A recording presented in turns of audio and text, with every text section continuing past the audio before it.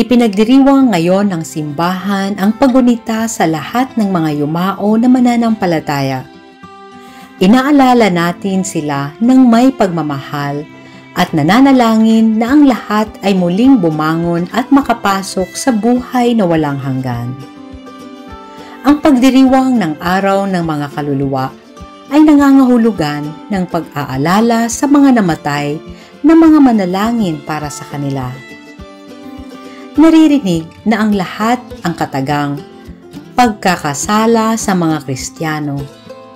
Bahagi ng pagkakasalang iyon sa puso ay maraming individual na maaaring hinayaan upang pumanaw lang mula sa buhay nang hindi nagsusumikap upang matiyak na ito ay nasa mabuting kalagayan at makapunta sa langit.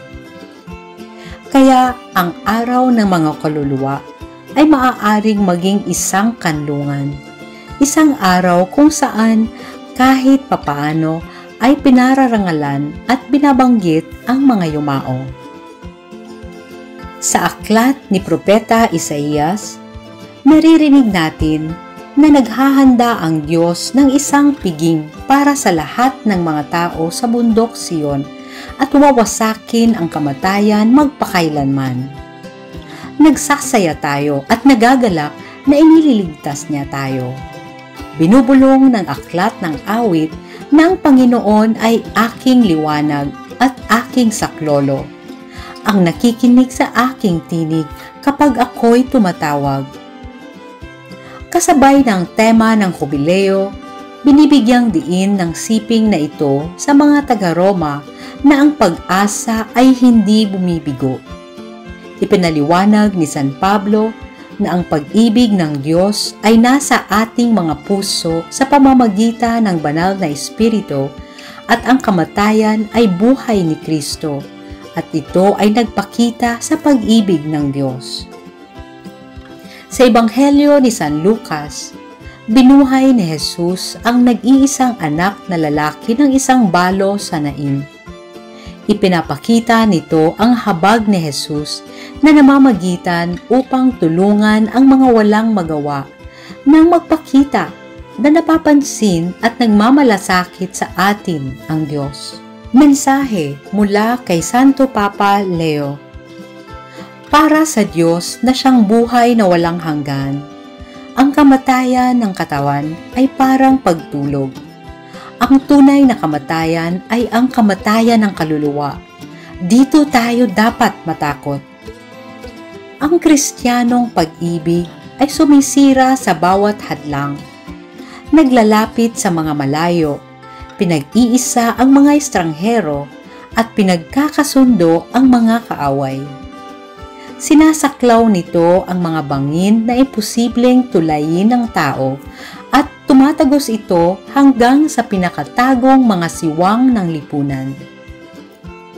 Sa mismong kalikasan nito, ang Kristiyanong pag-ibig ay gumagawa ng mga himala at walang limitasyon. Ginagawa nitong mangyari ang tila imposible. Ang pag-ibig ay higit sa lahat isang paraan ng pagtingin sa buhay at isang paraan ng pamumuhay. Manalangin tayo na ang mga nahihirapan ay makatagpo ng suporta, pangangalaga at pagmamahal na kailangan nila sa kanilang komunidad at maging bukas sa kagandahan ng buhay. Manalangin din tayo para sa lahat ng mga malapit ng mamatay dahil sa sakit. Naway mabigyan sila ng kapayapaan at lakas sa pamamagitan ng pagmamahal at pangangalaga ng mga nakapaligid sa kanila. Para sa lahat ng nagdadalamhati para sa mga namatay. Naway palakasin sila sa tiyak na kaalaman na si Kristo ay naghanda ng maraming silid para sa ating mga mahal sa buhay, upang manahan kasama niya magpakailanman. Para sa lahat ng mga tao hindi naniniwala sa mahal ng Diyos, naway magkaroon sila ng isang malinaw na pag-unawa sa isang mas dakilang kabutihan. Para sa lahat ng nagtitipon dito na nag-aalala sa mga namatay, naway makapasok tayo sa banal na piging na ipinangako ni Isaías at tinupad ni Jesus. Amen.